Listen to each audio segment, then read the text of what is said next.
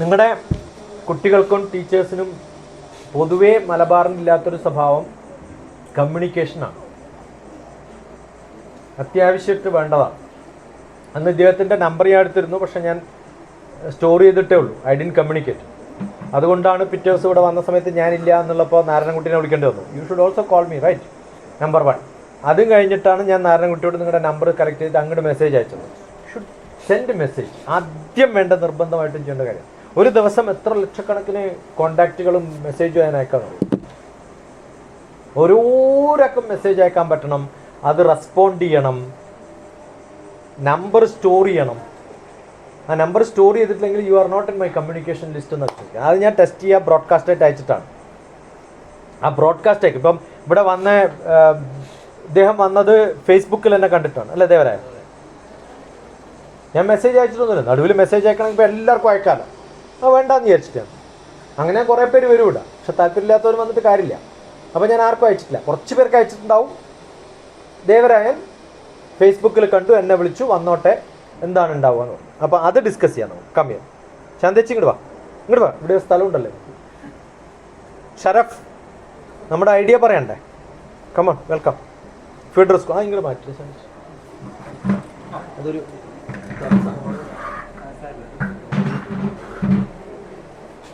നമ്മുടെ feeder school concept പറയണ്ടേ? സിദ്ധ,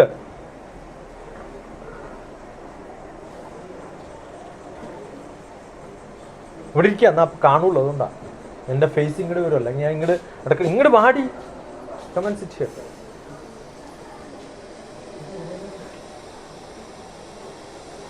ഞാൻ എൻ്റെ കുറേ ആക്ടിവിറ്റികളിൽ ഒരു ആക്ടിവിറ്റി ഗ്രാൻഡ് മാ ചേർന്ന എന്താ എന്താ അഭിനയിക്കാൻ മടിയാ? ഇനിയുണ്ട് നാളെയും മറ്റന്നാളും. ഒരു ചാപ്റ്റർ എന്ന് പറയുന്നത് ഒരാൾ മനസ്സിൽ തിങ്ക് ചെയ്യുന്ന കാര്യമാണ്. തിങ്ക് ചെയ്യുന്നതല്ലേ നിങ്ങൾ ഡ്രാമാറ്റിക് അല്ല, അതിൽ വേറെ ഡ്രാമാറ്റിക് ആയിട്ട് ഒന്നുമില്ല. വേറെ ഏതാണുള്ളത് ചാപ്റ്റർ? വേറെ ചാപ്റ്റർ പേര് എനിക്ക് ഓർമ്മയില്ല. ചാപ്റ്ററിന്റെ നീ എന്ത് വന്നാലും ഞാൻ ഡ്രാമറ്റൈസ് ചെയ്യും. കാരണം ഞാൻ സിനിമ ഉണ്ടാക്കുന്ന ആളാണ്, ഡ്രാമയിൽ അഭിനയിച്ചിട്ടുള്ള ആളാണ്.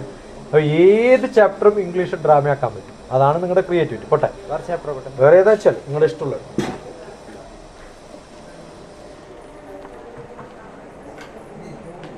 അടുത്ത കാലത്ത് ഞാൻ സാധാരണ യൂണിവേഴ്സിറ്റിയിലും ഹയർ എഡ്യൂക്കേഷനിലും ഫിസിക്സും ഇമേജ് പ്രോസസ്സിങ്ങും അതൊക്കെ പഠിപ്പിക്കലാണ് എൻ്റെ വിഷയം.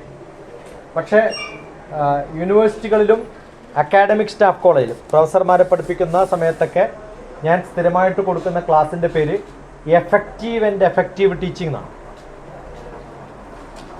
2 എഫക്റ്റീവാണ്. ഒന്ന് ഇ എഫക്റ്റീവും ഒന്ന് എ എഫക്റ്റീവും. എഫക്റ്റീവ് എന്ന് പറഞ്ഞാൽ അതിനൊരു എഫക്റ്റ് ഉണ്ടാവും. ഓക്കെ, എഫക്ഷനേറ്റ് എന്നുള്ളൊരു വാക്കുണ്ടല്ലോ, നമുക്ക് ഇഷ്ടപ്പെടണം, അത് അടിച്ചങ്ങോട്ട് ഹൃദയത്തിൽ കയറ്റണം. അങ്ങനെയൊക്കെ പഠിപ്പിക്കണമെങ്കിൽ നമ്മൾ ഹൃദയത്തിൽ നിന്ന് പഠിപ്പിക്കണം. ഇപ്പോൾ ഇന്നലെ നാരായണൻകുട്ടി എന്താ പറയാൻ പോണത് എനിക്കറിയില്ല. രാവിലെ എന്താ ഞാൻ പറയാൻ പോണെന്ന് വെച്ചാൽ ആ പറയുന്നത് വരെ ഞാൻ എന്താ പറയാൻ പോണത്, ഇപ്പം നിങ്ങളോട് എന്താ പറയാൻ പോണെന്ന് എനിക്കറിയില്ല. ആ സമയത്ത് വരുന്നതാണ് എൻ്റെ ഹൃദയത്തിൽ നിന്ന് വരുന്നതാണ്. കാരണം education is not in brain, education is in my heart. എൻ്റെ ചിന്തകളാണ് ഞാൻ പറയുന്നത്. അപ്പം അങ്ങനെ കുറേ ക്ലാസ് എടുത്തിട്ടുണ്ട്. അക്കാഡമിക് സ്റ്റാഫ് കോളേജ് ഡയറക്ടറായിരുന്നു, യൂണിവേഴ്സിറ്റി ടീച്ചേഴ്സിനെ പഠിപ്പിക്കാൻ താല്പര്യം ഉണ്ടായിരുന്നു. പക്ഷേ KL യൂണിവേഴ്സിറ്റി എന്ന് പറയുന്ന ഒരു യൂണിവേഴ്സിറ്റിയിൽ എൻ്റെ അവസാനത്തെ പോസ്റ്റിംഗ്, ഫുൾ ടൈം പോസ്റ്റ് എന്ന് പറഞ്ഞാൽ കോവിഡ് കാലത്ത് ഓൺലൈനായിട്ട് ഞാൻ പഠിപ്പിച്ചത് KL യൂണിവേഴ്സിറ്റിയിൽ, വിജയവാഡയാണ് അതിൻ്റെ ഹെഡ് ക്വാർട്ടേഴ്സ്, ഹൈദരാബാദ് സെൻറ്ററിൽ മാത്തമാറ്റിക്സ് പ്രൊഫസറായിട്ടാണ്.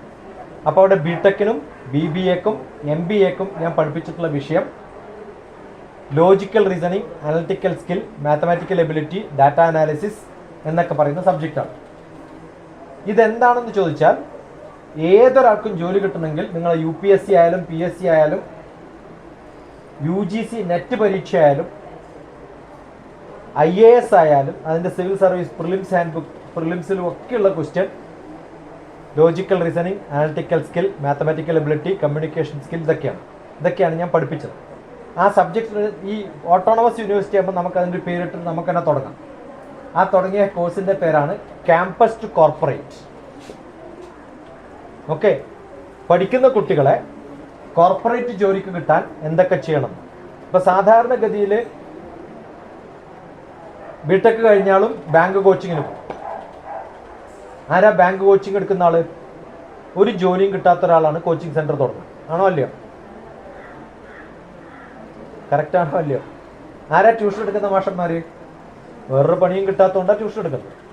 IAS കോച്ചിങ് കൊടുക്കുന്ന ആൾ കേരളത്തിൽ നോക്കിയാൽ 2 പ്രാവശ്യം 3 പ്രാവശ്യം എഴുതി കിട്ടാത്തതുകൊണ്ട് അയാൾ എന്ത് ചെയ്യും? IAS കോച്ചിങ് സെന്റർ കൊടുക്കും. ഞാൻ അവരെ ഡിഗ്രേഡ് എന്ന് പറയല്ല, പക്ഷേ നല്ല ഏബിളായിട്ടുള്ളവർ പഠിപ്പിച്ചാലേ ആ സ്റ്റാൻഡേർഡ് നമുക്ക് എത്താൻ പറ്റുള്ളൂ. അപ്പോൾ അതിന് നല്ലപോലെ എഫേർട്ട് എടുക്കണം. റൈറ്റ്. അപ്പം ഞാൻ ചെയ്യുന്നത് ആ എഫേർട്ട് എടുത്തിട്ട് പഠിപ്പിക്കാൻ നോക്കിയപ്പോഴാണ് മനസ്സിലാവും അവരുടെ ബേസ് ഫുൾ മോശമാണ്. അപ്പോൾ ഇത് ഏത് ക്ലാസ്സിലാണ് പഠിപ്പിക്കുന്നത്? ശരിക്ക് nursery, LKG, UKG, grade 1, grade 2, grade 3ലാണ്. Logical reasoning, analytical skill, mathematical ability, ഇതൊക്കെ ചെറിയ ക്ലാസ്സിലാണ് പഠിപ്പിക്കുന്നത്. അത് ശരിക്കും പഠിപ്പിക്കാത്തതുകൊണ്ടാണ് ഇവർ പലപ്പോഴും ബാക്കിയുള്ള സ്ഥലത്ത് അത് ഫില്ല് ചെയ്യാൻ പറ്റും. അങ്ങനെയാണ് ഞാൻ ചെറിയ ക്ലാസ്സിലേക്കുള്ള ഒരു പ്രോഗ്രാം തുടങ്ങിയത്. അതിന് മുമ്പ് ഒരു സ്കൂൾ തുടങ്ങിയിരുന്നു. അത് എടപ്പാൾ ഭാഗത്താണ്. അത് ഒരു TTC കഴിഞ്ഞ ഒരാൾക്ക് ജോലി വേണമെന്ന് പറഞ്ഞപ്പോൾ അവരുടെ വീട് കൺവേർട്ട് ചെയ്തിട്ട് പ്രൈമറി സ്കൂളാക്കി മാറ്റി വെച്ചത്. അങ്ങനെയാണ് അവർ സ്കൂൾ തുടങ്ങിയത്. അത് ആദ്യത്തെ കൊല്ലം തന്നെ 23 പേർക്ക് അഡ്മിഷൻ കിട്ടി. ഇപ്പോൾ 23 കുട്ടികളെ കിട്ടിയാൽ ഫസ്റ്റ് ഇയർ തന്നെ കിട്ടിയാൽ you can make a lot of money, right. 3 ടീച്ചേഴ്സിന് അവർ കാസർഗോഡ് വന്നിട്ട് എൻ്റെ ട്രെയിനിങ് എടുത്തിട്ടുണ്ട്. എടപ്പാളിൽ നിന്ന് കാസർഗോഡ് അവർ വന്നിട്ടുണ്ട്. ആ ഫുൾ ടീച്ചേഴ്സ്, 3 ടീച്ചേഴ്സ് 4 ടീച്ചേഴ്സ്. കാരണം ആ സമയത്ത് കാസർഗോഡ് ക്ലാസ് എടുത്തിട്ടുണ്ട്. അന്ന് ഇംഗ്ലീഷ് കമ്മ്യൂണിക്കേഷൻ ഹെലനോ ഗ്രേഡി ഇന്റർനാഷണൽ എന്ന് പറഞ്ഞൊരു ഇന്റർനാഷണൽ കമ്പനിയായിട്ട് കമ്മ്യൂണിക്കേറ്റ് ചെയ്തിട്ടാണ് ചെയ്യുന്നത്. അവരെ പഠിപ്പിക്കാൻ വേണ്ടി ഞാൻ എഴുതിയ ബുക്കാണിത്. ഇത് 4 ബുക്കുകളുണ്ട്. ആ 4 ബുക്കുകൾ എന്ന് പറയുന്നത് A to Z of age 3 to grade 3 education എന്നാണ്. ഈ 4 ബുക്കിൽ എംബീഷ്യസ് ബിഗിനിങ് AB, ഇതിൻ്റെ ചാപ്റ്ററിൻ്റെ പേര് A, അടുത്ത ചാപ്റ്ററിൻ്റെ പേര് B എന്നായി. അങ്ങനെ ലാസ്റ്റിൽ Z എന്ന് പറയുന്ന transformative grandma child care Shiksha Gurukulam, unleashing visionaries in 3-to-1 world, exploring yes with zeal, A to Z വരെ 26 ചാപ്റ്റർ വെച്ചിട്ട് എഴുതിയാണ്. ഇതൊരു ഇന്റർനാഷണൽ കോൺഫറൻസ് ഡൽഹിയിൽ വെച്ചാണ് ഇത് റിലീസ് ചെയ്തത്. അത് കഴിഞ്ഞപ്പോൾ ഇപ്പം ഗുജറാത്തിൽ, ഹരിയാനയിൽ, വെസ്റ്റ് ബംഗാൾ, ഈ 3 സ്ഥലത്തും ഒരു സെപ്പറേറ്റ് ആയിട്ടുള്ള സ്കൂൾ സ്കീം തുടങ്ങുന്നുണ്ട്. ആ സ്കൂൾ സ്കീം എങ്ങനെയാണെന്ന് ചോദിച്ചു കഴിഞ്ഞാൽ, ഇപ്പോൾ CBSE സ്കൂളിൽ ആ പഠിപ്പിക്കുന്ന സിറ്റുവേഷനിൽ 10ാം ക്ലാസ്സിൻ്റെ സിറ്റുവേഷൻ പോലെ LKG, UKG ക്ലാസ്സുകൾ നടത്തരുതെന്നാണ് എൻ്റെ വിശ്വാസം. കാരണം ന്യൂ എഡ്യൂക്കേഷൻ പോളിസി പറഞ്ഞാൽ ഇൻഫോർമൽ ആവണം എന്നാണ്. ഇൻഫോർമൽ എന്ന് പറഞ്ഞാൽ യൂണിഫോം ഇട്ടാൽ ഫോർമലായി. അപ്പോൾ ചെറിയ ക്ലാസ്സിൽ 3ാം ക്ലാസ് വരെയെങ്കിലും, ശരിക്കും 7ാം ക്ലാസ് വരെയാണ് വേണ്ടത്, പക്ഷെ തുടക്കത്തിൽ 3ാം ക്ലാസ് വരെയെങ്കിലും യൂണിഫോം ഒഴിവാക്കണം. അതാണ് ഇൻഫോർമൽ. ഫോർമലായി സിലബസ് കൊടുത്താൽ അതുകൊണ്ട് സിലബസ് ഉണ്ടാവരുത്. അതിന് ആരോ തന്ന പുസ്തകം അതേപോലെ പഠിപ്പിക്കുന്നവരാണ്. ആ ടീച്ചേഴ്സ് കുറച്ചും കൂടി ക്രിയേറ്റീവായിട്ട്, ഇന്നൊവേറ്റീവായിട്ട് ചിന്തിക്കാൻ കഴിവുള്ളവരായിട്ട് മാറണം. അവരെ ട്രെയിനിങ് കൊടുക്കലാണ് ഇപ്പം ഞാൻ ചെയ്യുന്നത്. റൈറ്റ്. അതിലിപ്പോൾ കൽക്കട്ടയിൽ 200 പേരുള്ളൊരു പ്രോഗ്രാം ജൂൺ 21, 22, 23. അണ്ടർസ്റ്റുഡ്? അപ്പോൾ ഇത്തരം കോഴ്സുകൾ പല സ്ഥലത്തും ചെയ്യുമ്പോൾ ഇവിടെ ഒരു ഓപ്ഷൻ ഉണ്ടോ നോക്കിയപ്പോഴാണ് ഈ ഒരു മനസ്സിൽ ഇത് വന്നത്. അങ്ങനെ വന്ന ഗുണം എന്താ വെച്ചാൽ ഇന്ത്യയുടെ പല ഭാഗത്തു നിന്നും ആ ടീച്ചർമാർ ഇവിടെ വരുമ്പോൾ എനിക്ക് പറയാൻ പറ്റും ഇങ്ങനെ ഒരു സിസ്റ്റം ഇവിടെ. അതാണ് എൻ്റെ സെൽഫിഷ്നെസ്. ഇവിടെ അല്ലെങ്കിൽ നമ്മൾ വേറെ എവിടെയും കാണിച്ചു കൊടുക്കും. അസൻസോള്, സുറി, അങ്ങനത്തെ സ്ഥലത്തൊക്കെ അതിലൊരു സെറ്റ് ഓഫ് സുറിയിലുള്ള ടീച്ചറുടെയാണ് ഞാൻ ഇന്നലെ കാണിച്ചു കൊടുത്തത്. അവിടെ ഞാൻ വെറുതെ പറഞ്ഞതാണ്, എൻ്റെ വീട്ടിലൊരു റെയിൻ ടെമ്പിൾ ഉണ്ടാക്കിയിട്ടുണ്ട്. ക്യാമ്പ് നടക്കുമ്പോൾ പിള്ളേരെല്ലാം പോയിട്ട് അവിടെ കുളിക്കും. നിങ്ങളെ സമ്മർ ക്യാമ്പിൽ അങ്ങനെ ഉണ്ടാക്കണം. ഞാൻ കണ്ടു ഇന്നലെ അവർ കംപ്ലീറ്റ് ടാപ്പ് വെച്ചിട്ട് ഷവർ വെച്ചിട്ട് സമ്മർ ക്യാമ്പിലാണ്. അത് ഞാൻ വെറുതെ പറഞ്ഞതാണ് കഴിഞ്ഞ പ്രാവശ്യം പോയ സമയത്ത്. കഴിഞ്ഞ പ്രാവശ്യം ഒരു 2 മാസം മുമ്പ് പോയപ്പോൾ സമ്മർ ക്യാമ്പിൽ നിങ്ങൾ റെയിൻ ഉണ്ടാക്കണം എന്ന് പറഞ്ഞു. അപ്പോൾ ഇതേപോലെ ഉണ്ടാക്കാൻ പറ്റിയില്ല, പക്ഷേ സാധാരണ ഷവർ ഉണ്ടാക്കിയത്. അപ്പോൾ കുറേ ആൾക്കാരുണ്ട് ഇങ്ങനെ ചെയ്യുന്നു. നമ്മൾ പറഞ്ഞു കഴിഞ്ഞാൽ അത് ചെയ്യുന്ന കുറേ ആൾക്കാരുണ്ട്. അത്തരം ഒരു 5 സെൻറ്റർ കുട്ടികൾ കുറേ ദൂരത്തുനിന്ന് 8 കിലോമീറ്റർ യാത്ര ചെയ്തിട്ട് നഴ്സറി മുതൽ പോകരുതെന്നാണ് എൻ്റെ ആഗ്രഹം. ആ തൊട്ടടുത്ത്, ഇപ്പോൾ ഇതൊരു സ്കൂളാണെങ്കിൽ ഇതിൻ്റെ തൊട്ടടുത്തിട്ട് കുട്ടികളൊക്കെ ഇവിടെ വരണം. റൈറ്റ്. അതൊരു സമ്മർ ക്യാമ്പ് പോലെ തുടങ്ങി പിന്നെ ഒരു ഫോർമൽ സ്കൂളാക്കി മാറ്റി nursery, LKG, UKG, grade 1, grade 2, grade 3. അപ്പോൾ അത്തരം തുടങ്ങാൻ പറ്റിയ ആർക്കെങ്കിലും സ്ഥലം ഉണ്ടാവും, അവർക്കൊരു പങ്കുണ്ട്. ഇപ്പോൾ ദേവരാജൻ ചോദിച്ചു എന്താ റോളുള്ളത്, ആ ഒരു സ്ഥലം കണ്ടുപിടിച്ച് മാനേജ് ചെയ്യുന്നത് ഒരാളുടെ റോളാവാം. അയാൾക്ക് പഠിപ്പിക്കണം താല്പര്യമില്ല, അയാൾക്ക് മാനേജ് ചെയ്യാനേ താല്പര്യമുള്ളൂ. ആ പഠിപ്പിക്കുന്ന 4 യങ്സ്റ്റേഴ്സ് ആയിട്ടുള്ള ഗ്രാജുവേറ്റ്, പോസ്റ്റ് ഗ്രാജുവേറ്റ്സ്, ബിടെക്, ജോലി കിട്ടാത്തവർ, ഒരാളെ വിശ്വസിക്കാൻ പറ്റില്ല. കാരണം അയാൾക്കൊരു ജോലി ഇട്ട് അയാൾ ചാടിപ്പോവും, അയാൾ മാരേജ് കഴിഞ്ഞാൽ ചിലപ്പോൾ മാറി താമസിക്കും. പക്ഷെ അങ്ങനെ ഒരു 5 പേരുണ്ടെങ്കിൽ എല്ലാവരും ഒറ്റയടിക്ക് പോകില്ലല്ലോ, ആ സിസ്റ്റം റൺ ചെയ്യാൻ പറ്റും. അപ്പം അങ്ങനെയുള്ളൊരു സെൻറ്ററാക്കി മാറ്റും. അത്തരം കുറേ സെൻറ്ററുകൾ ഉണ്ടായാൽ അവർക്ക് അഫിലിയേഷൻ, ഇതൊക്കെ പ്രോബ്ലമാണ്. അവർക്ക് ലൈസൻസ് ഉണ്ടാക്കാൻ പറ്റില്ല, അഫിലിയേഷൻ ഉണ്ടാക്കാൻ പറ്റില്ല. ഇനി എല്ലാ പാരൻസിൻ്റെയും സംശയം, 3ാം ക്ലാസ് കഴിഞ്ഞാൽ എൻ്റെ പിള്ളേരെ ഏത് സ്കൂളിൽ ചേർക്കും, ആ സമയത്ത് ഞാൻ അഡ്മിഷൻ വേണ്ടി തപ്പി നടക്കണ്ടേ? അതിന് BTM തയ്യാറാണെങ്കിൽ, ഇതൊക്കെ ക്വസ്റ്റ്യൻ മാർക്കാണ്, തയ്യാറാണെങ്കിൽ അത്തരം BTMന്റെ കീഴിലൊരു 5 സ്കൂൾ നടത്താൻ പറ്റുകയാണെങ്കിൽ, ആ സ്കൂളിൽ ഒരു 20 പിള്ളേരെ കൂടുതൽ കിട്ടുകയാണെങ്കിൽ, അപ്പോൾ നിങ്ങളുടെ BTMന്റെ ഒരു കൊല്ലത്തെ 3ാം ക്ലാസ്സിൻ്റെ അഡ്മിഷൻ, 4ാം ക്ലാസ്സിൻ്റെ അഡ്മിഷൻ എത്രയും മാറും? 100 പിള്ളേരായിട്ട് മാറും. അത് നിങ്ങൾ ഗ്യാരണ്ടി കൊടുക്കണം, ഈ പിള്ളേരൊക്കെ ഞാൻ ഏറ്റെടുത്തോളാം. അപ്പോൾ ആ ഗ്യാരണ്ടി കൊടുക്കണമെങ്കിൽ ആ സ്കൂളിന് സ്റ്റാൻഡേർഡ് ഉണ്ടാവണം. അപ്പോൾ BTMൽ ഇപ്പോൾ പഠിപ്പിക്കുന്ന ടീച്ചേഴ്സിന് നല്ല ടാലൻ്റ് ആയിട്ടുള്ളവരാണെങ്കിൽ അവരെന്തായിട്ട് മാറും? ആ സ്കൂൾസിൽ ഇൻസ്പെക്ട് ചെയ്യാൻ പോവുകയും അവരെ സപ്പോർട്ട് ചെയ്യാൻ പറ്റുന്ന സൂപ്പർവൈസേഴ്സ് ആയിട്ട് മാറും. ഓക്കെ, അപ്പോൾ ഇവർക്ക് ഈ ക്വാളിഫിക്കേഷൻ വേണമെങ്കിൽ ആരെങ്കിലും സർട്ടിഫൈ ചെയ്യണം. ആ സർട്ടിഫിക്കറ്റ് കൊടുക്കാനുള്ള ഞാൻ ഇതെല്ലാം കുറേ കാലമായിട്ട് വർക്ക് ചെയ്യുന്നതാണ്. ഈ ബുക്ക് എഴുതുന്ന കാലത്ത് അതൊന്നും എൻ്റെ കയ്യിലില്ല. കഴിഞ്ഞ മാസമാണ് ഞാനും ഒരു അമേരിക്കൻ യൂണിവേഴ്സിറ്റി ആയിട്ടൊരു മെമ്മോറാണ് ഉണ്ടാക്കിയത്. ആ യൂണിവേഴ്സിറ്റിയുടെ കീഴിൽ എനിക്ക് സർട്ടിഫിക്കറ്റ് കൊടുക്കാപ്പോൾ you are a senior mentor, junior mentor, അതിലും താഴെയുള്ള മെൻറ്റർ, അങ്ങനെ ഡിഫറെൻ്റ് ആയിട്ടുള്ള മെൻറ്റേഴ്സിന് ഉണ്ടാക്കിയിട്ട് അവർക്ക് സർട്ടിഫിക്കറ്റ് കൊടുക്കാം. ആ സർട്ടിഫിക്കറ്റ് ഇന്റർനാഷണലി വാലിഡ് ആണോ അല്ലെങ്കിൽ ഗവൺമെൻറ് ജോലിക്ക് പറ്റുമെന്നല്ല, അത് ഈ സ്കൂൾ തയ്യാറാണെങ്കിൽ അതിൻ്റെ കീഴിൽ ഞാൻ നടത്തുന്ന ടെസ്റ്റൊക്കെ നടത്തി അവരെ ക്വാളിഫൈഡ് ആക്കി. അതിന് വലിയ ക്വാളിഫിക്കേഷൻ അല്ല വേണ്ടത്, അത് ചെയ്യാനുള്ളൊരു മനസ്സും കഴിവും പഠിക്കാനുള്ള താല്പര്യം ഉണ്ടെങ്കിൽ അവരെ അത്തരത്തിലേക്ക് മാറ്റിയെടുക്കാം. റൈറ്റ്. അങ്ങനെ ഒരു പോസ്റ്റ് ഗ്രാജുവേറ്റ് ആയിട്ടുള്ളവർ, അല്ലെങ്കിൽ ഒരു കൊല്ലം കൊണ്ട് പോസ്റ്റ് ഗ്രാജുവേഷൻ എടുത്തു എന്ന് വിചാരിക്കും. ആ ചെയ്യുന്ന കർമ്മങ്ങളൊക്കെ നിങ്ങൾക്ക് കൃത്യമായിട്ട് ഡോക്യുമെന്റ് ചെയ്യാൻ പറ്റിയെന്ന് വിചാരിക്കും. അതെല്ലാം കൂട്ടിച്ചേർത്തിട്ട് ഒരു PhD സബ്മിറ്റ് ചെയ്ത് നിങ്ങൾക്ക് PhD തരാൻ പറ്റും യൂണിവേഴ്സിറ്റി. അപ്പോൾ അറ്റ്ലീസ്റ്റ് പേരിൻ്റെ പിന്നിൽ ഡോക്ടർ എന്നെങ്കിലും എഴുതും. റൈറ്റ്, ഇതാണ് നമ്മുടെ ലക്ഷ്യം. എന്നാ മോനെ,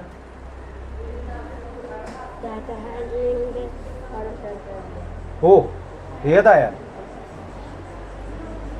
ഗോട്ട് ഇറ്റ്. അപ്പോൾ എന്തെങ്കിലും സംശയങ്ങൾ ചോദിക്കുക, അതെങ്ങനെ ചെയ്യാം. അപ്പോൾ ഇതിൽ വേറൊരു കാര്യം, അപ്പോൾ നമ്മൾ പാരൻറ്റിങ്ങിനെ കുറിച്ച്, ഹെൽത്തിനെ കുറിച്ചുള്ള കൺസെപ്റ്റ്, അതാണ് ഈ പാരൻറ്റിംഗ് എന്നുള്ള ബുക്ക്. അതിലേറ്റവും വലിയൊരു പ്രശ്നം ഇപ്പോൾ CBSE ചെയ്തിട്ടുള്ളത് എല്ലാ കുട്ടികളുടെയും സൈക്കോളജിക്കൽ ആസ്പെക്ട്സ് അത് എങ്ങനെ ഗൈഡ് ചെയ്യണം എന്നുള്ളതിൻ്റെ 2 തരത്തിലുള്ള ചെറിയ കുട്ടികൾക്ക് ഏജ് 3 മുതൽ ഗ്രേഡ് 7 വരെയുള്ള സൈക്കോളജിക്കൽ പ്രോബ്ലംസ് ഹാൻഡിൽ ചെയ്യാനുള്ള ബുക്കാണിത്.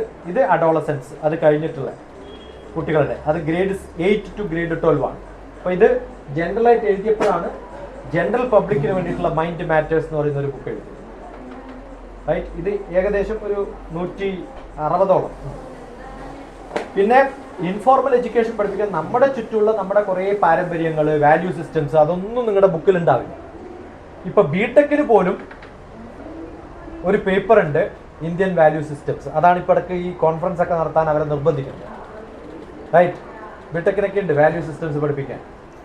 ഇത് ഭാരതീയമായിട്ടുള്ള വാല്യൂ സിസ്റ്റംസ് 108 പോയിന്റ്സ് ആയിട്ട് ഞാൻ എഴുതിയിട്ടുള്ള ബുക്കാണ്. അപ്പോൾ ഇതിൻ്റെയൊക്കെ ഡോക്യുമെന്റേഷൻ കഴിഞ്ഞതിന് ശേഷമാണ് ഇത് ടീച്ചേഴ്സ് ട്രെയിനിങ് പ്രോഗ്രാമാണ്. ഇത് ഫണ്ടമെന്റൽ എഡ്യൂക്കേഷൻ ടീച്ചേഴ്സ്. ഇതിനകത്തൊക്കെ നിങ്ങൾക്ക് യോഗ യൂണിവേഴ്സിറ്റിൻ്റെ പേര് കാണാം.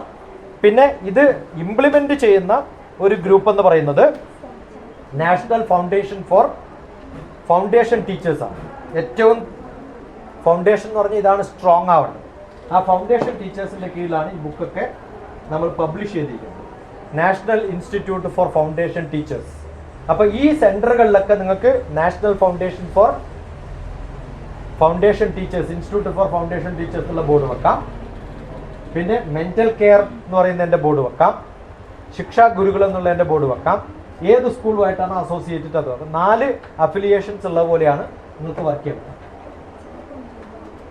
എല്ലാവർക്കും ഉള്ള അംശമാണ് പറയുമ്പോൾ എന്ത് വേണമെങ്കിലും ചെയ്തു, പക്ഷെ ഇനിയും ചേഞ്ച് ചെയ്തുകൊണ്ടിരിക്കരുതെന്നാണ്. ഓ PhD ഒക്കെ രജിസ്റ്റർ ചെയ്തിട്ട് 2 കൊല്ലം കഴിയുമ്പോൾ യൂണിവേഴ്സിറ്റിയിൽ കിട്ടും ഈ പേപ്പർ ഒന്ന് മാറ്റിക്കൊണ്ട്. റിസർച്ച് 2 കൊല്ലം കഴിഞ്ഞു, അപ്പോഴാണ് തരുന്നത് ഞാൻ എടുത്ത പ്രോബ്ലം തെറ്റാണ്. കേരളത്തിൽ മാത്രമേ കാണുള്ളൂ. കോൺഫിഡൻസ് ഇല്ല. നിങ്ങൾ ചെയ്യുമ്പോൾ അത് ചെയ്യുമ്പോൾ ഇതാണ് നല്ല അക്കരപ്പച്ച എന്ന് പറയും, അതാണ് നല്ലതെന്നൊന്നും അങ്ങോട്ട് ചാടുമ്പോൾ ഇതാണ്. എല്ലാ ചാപ്റ്ററും നല്ലതാണ്.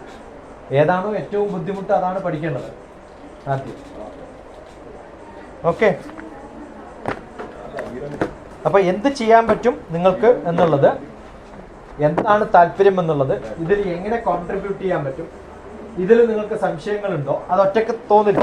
നിങ്ങൾ ഇരുന്ന് ആലോചിച്ചാൽ നിങ്ങൾക്ക് തോന്നും. Okay, so you make your own group.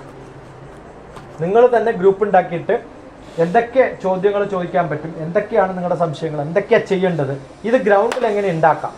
നിങ്ങളുടെ കോണ്ടാക്ട്സ് കണ്ടുപിടിച്ചിട്ട് ഇന്ന സ്ഥലത്ത് നമുക്ക് തുടങ്ങാൻ പറ്റും, അവിടെ 4 ടീച്ചേഴ്സിന് വേണം. റൈറ്റ്, എത്ര പ്രാവശ്യം വേണമെങ്കിലും ഹൈദരാബാദിൽ നിന്ന് വരാൻ ഞാൻ തയ്യാറാണ്. കാരണം അങ്ങനെ എന്തെങ്കിലും കാര്യം ഉണ്ടായാലേ ഞാനിവിടെ വരുള്ളൂ, അല്ലെങ്കിൽ ഞാൻ നാട്ടിൽ വരില്ല. ഇപ്പോൾ നാരായണൻകുട്ടിക്ക് അറിയാം, 2-3 പ്രാവശ്യം ഞാനിത് പോസ്റ്റ്പോൺ ചെയ്തതാണ്. ആ 3 പ്രാവശ്യം 2 പ്രാവശ്യം ടിക്കറ്റ് ബുക്ക് ചെയ്തിട്ട് പൈസ പോയതാണ്. ഞാൻ നോൺ റിട്ടേണബിളാണ് ബുക്ക് ചെയ്യുന്നത്.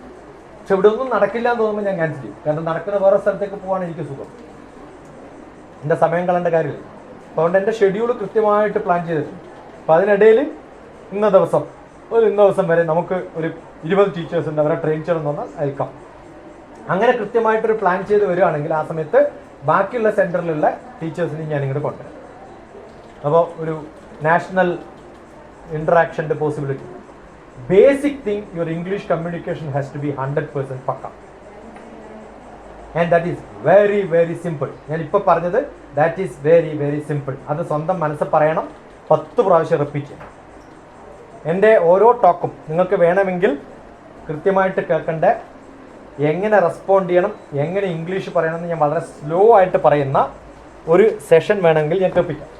ഈ പുസ്തകം ഞാൻ എഴുതിയിട്ടുണ്ടെന്ന് പറയുമ്പോൾ ഈ പുസ്തകം ആ കുട്ടിയുടെ അമ്മ കേട്ട് പറഞ്ഞ സമയത്ത് അമ്മ മോളോട് പറഞ്ഞു, talk to doctor TPS and then learn what he has written എന്ന് പറഞ്ഞിട്ട് കാലിഫോർണിയ എന്നൊരു കുട്ടി എൻ്റെ അടുത്ത് സംസാരിച്ച ഒരു വീഡിയോ നിങ്ങളൊരു 10 പ്രാവശ്യം കേട്ടാൽ നിങ്ങളുടെ കമ്മ്യൂണിക്കേഷൻ സ്കില്ലിൽ ഒന്നല്ല, കുറേ വീഡിയോസ് ഉണ്ട്, സെറ്റ് ഓഫ് വീഡിയോസ് ഉണ്ട്. കാരണം ഓരോ വാക്കുകളും എനിക്ക് തന്നെ അറിയില്ല. കാരണം നമ്മുടെ ബേസിക് നോളജ് എന്ന് പറയുന്നത് ഇവിടുത്തെ മാഷന്മാരും ടീച്ചർമാരും പഠിപ്പിച്ചിട്ടല്ല. കേൾക്കുമ്പോൾ എങ്ങനെ റെസ്പോണ്ട് ചെയ്യണം. ഇപ്പം നിങ്ങൾ ഇരിക്കുന്ന പോലെയല്ല റെസ്പോണ്ട് ചെയ്യും. ആഹാ, യെസ്, പ്ലീസ് ടെൽ മീ. അത് കേൾക്കുമ്പോൾ നമുക്കൊരു സുഖം ഉണ്ടാവും, പറയാൻ തോന്നും. ഒരു ഡിസ്കഷൻ 6 മണിക്കൂറാണ്. അത് ബിറ്റായിട്ട് ഞാൻ കുറേ പീസസ് ഇട്ടിട്ടുണ്ട്. ഓക്കെ,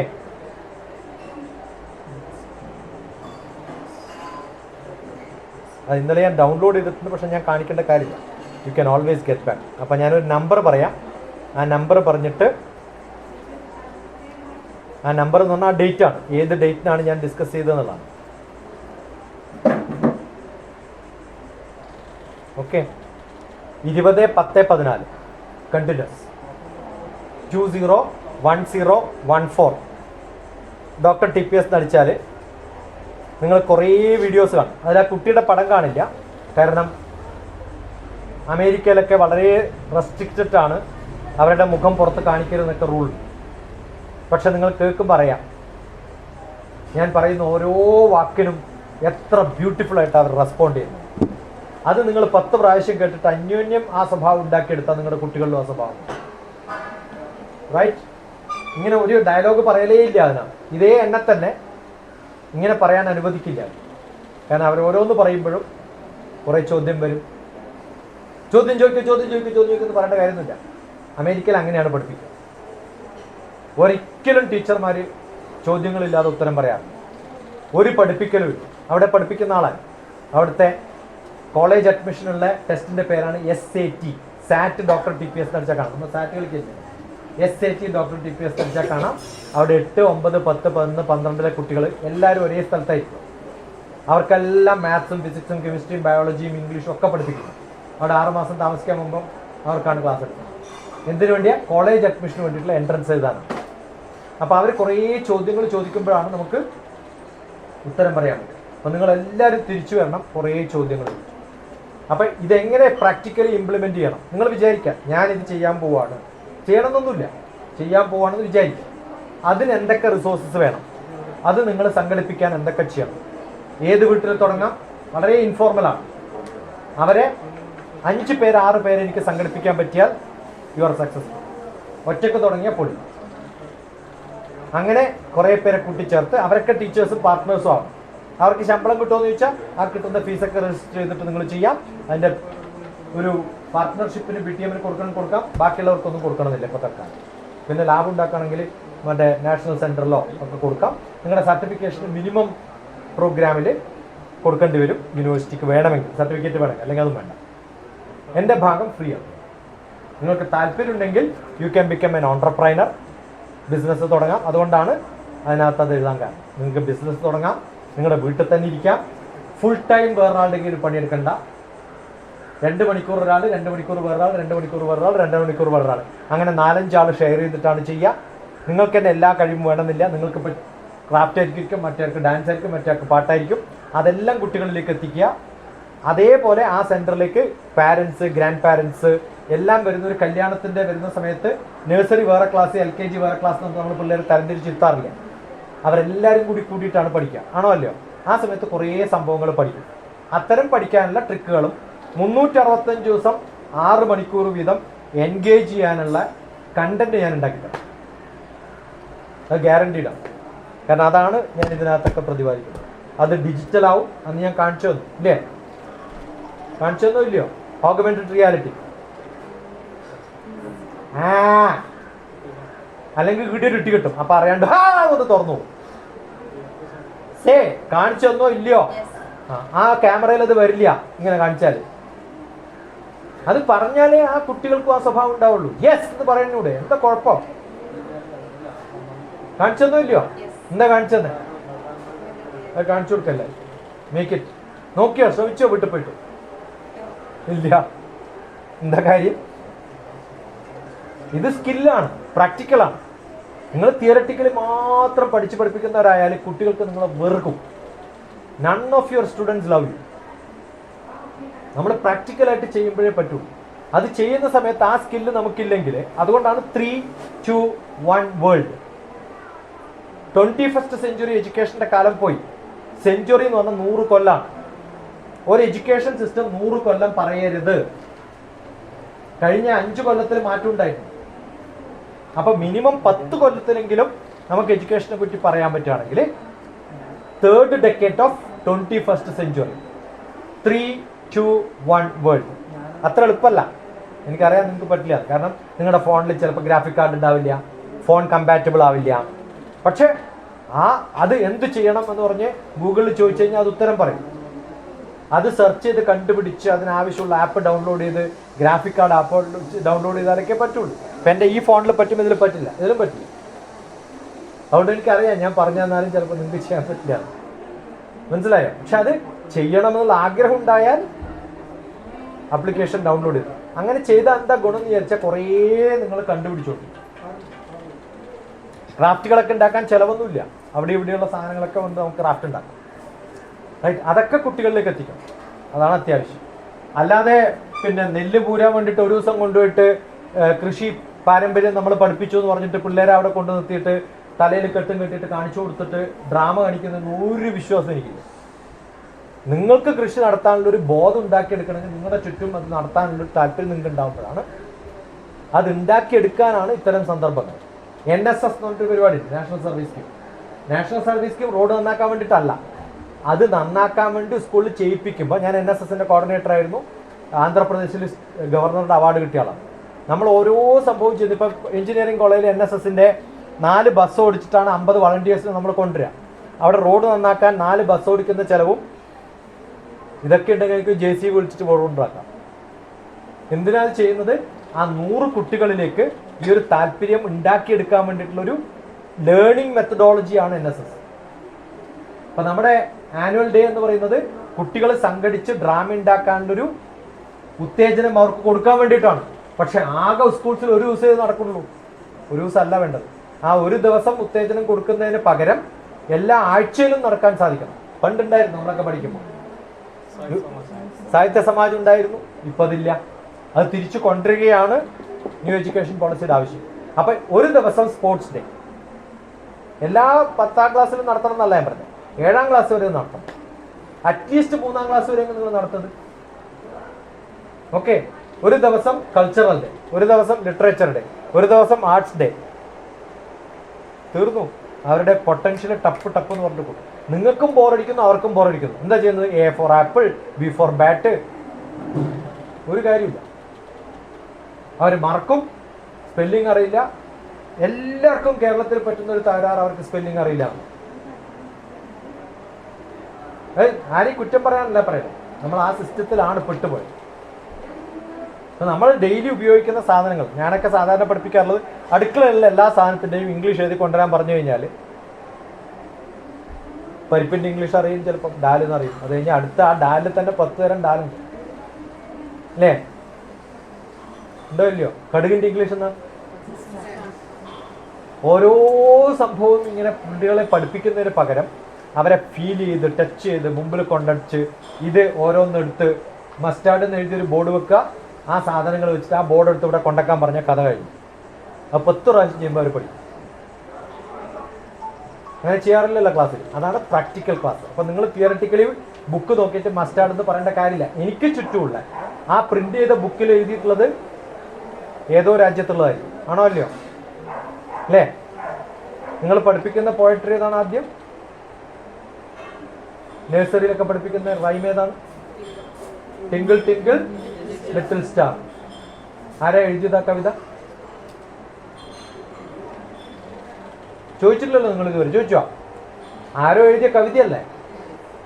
ആണോ അല്ലയോ? ഞാൻ എഴുതിയ കവിത എൻ്റെ പേര് പറയാണ്ട് പഠിപ്പിച്ചാലോ? എന്നോട് ചെയ്യുന്ന കൊടും പാതകല്ലേ അത്? നിങ്ങൾ ഇതുവരെ ആലോചിച്ചിട്ടുണ്ട് ആ ടിങ്കിൾ ടിങ്കിൾ ആരാ എഴുതിയെന്ന് ചോദിക്കുന്നു? നോക്ക്. ആ അറിവുണ്ടാക്കാനുള്ള കഴിവ് നിങ്ങൾ ഉണ്ടാക്കലാണ് എൻ്റെ ലക്ഷ്യം. പിന്നെ വേറൊരു കവിത ഏതാണ്? ആരാ എഴുതിയത്? അറിയില്ല. അത് നിങ്ങൾക്കും അറിയില്ല, കുട്ടികൾക്കും അറിയില്ലെങ്കിൽ നിങ്ങളും കുട്ടികളും ഒരേ സ്റ്റാൻഡേർഡാണ്. നിങ്ങളെ സ്റ്റാൻഡേർഡ് എപ്പോൾ ടീച്ചറായിട്ട് മാറുവാണ്. അവരെക്കാളും നിങ്ങൾ അവർക്ക് കൊടുക്കുന്നതിനേക്കാളും അറിവ് നിങ്ങളുടെ കയ്യിൽ ഉണ്ടാവണ്ടേ? പിന്നെ വേറൊന്നും ഏറ്റവും ഫേമസ് ആയിട്ടുള്ള അതാണ് ഞാൻ ബംഗ്ലയിൽ ട്രാൻസ്ലേറ്റ് ചെയ്തത്. ഏതാണത്? ടിങ്കിൾ ടിങ്കിൾ അല്ലേ? അതിൻ്റെ മലയാളം എന്താണെന്ന് അറിയാം. എന്നാൽ ബംഗ്ലയിൽ ട്രാൻസ്ലേറ്റ് ചെയ്ത് വെച്ചാൽ ഞാൻ ഒന്ന് മലയാളത്തിലാക്കി തരാൻ നിങ്ങൾക്ക് തോന്നിയിട്ടില്ലല്ലോ? തോന്നിയാ? മിന്നും മിന്നും താരകമേ എന്തത്ഭുതമാണ് ഈ ദൃശ്യം, മീതേ മീതേ മാനത്ത് വൈഡൂര്യം പോൽ മിന്നുന്നു, മിർസു മിർസു ആകാശമുണ്ട് തെലുങ്കിൽ. ഇതൊക്കെ എഴുതി ട്രാൻസ്ലേറ്റ് ചെയ്യുന്ന ആളാണ്. കാരണം ഇതൊക്കെ പഠിപ്പിക്കാൻ പോകുന്നത്. അത് നമ്മുടെ ഭാഷയിൽ മാറ്റുമ്പോഴാണ് ആ കുട്ടികളിൽ സങ്കല്പം ഉണ്ടാവും. പിന്നെ ഏതാ ഒരു പാട്ട്? ലണ്ടൻ ബ്രിഡ്ജസ് ഫാളിംഗ് ഡൗൺ എന്ന് പറഞ്ഞ അർത്ഥം